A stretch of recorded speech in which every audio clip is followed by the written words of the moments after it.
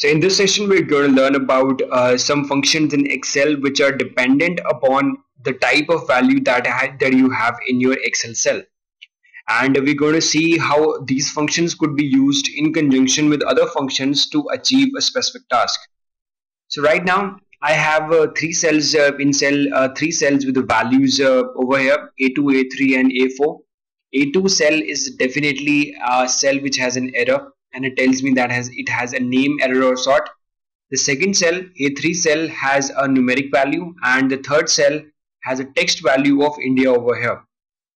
Now, there are certain functions in Excel which lets you diagnose that whether some cells have a specific type of trait or not, and then let you act accordingly. So there is a one function called the IsError. So you go on to this and it checks whether a value has a given error or not, and you can select this value and then refer the cell which you want to check whether it has an error or not, and then it will give you an answer basis true or false.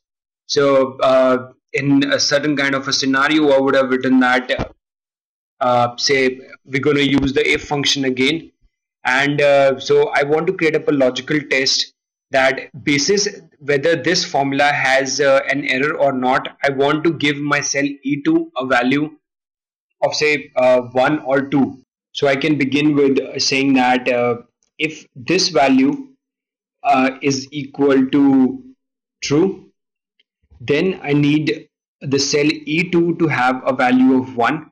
Otherwise, I need the cell E2 to have a value of 2. That is, now it is checking that if the value of C2 comes out to be true, then cell E2 will have a value of 1. Otherwise, E2 will have a value of 2.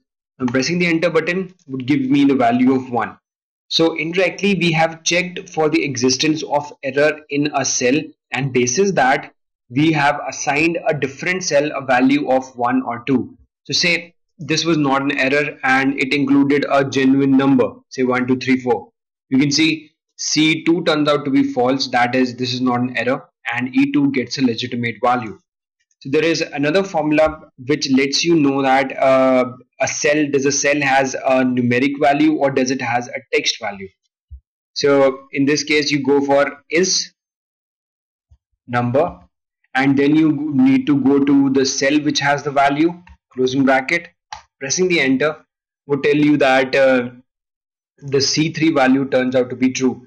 Now again, by using this true and false condition, we can create up a if condition like this here, and basis that we can again assign our cell E3 a specific value or something, and we can even go forward and use another function called the IsText function, which checks that whether a value is of the format of text or not.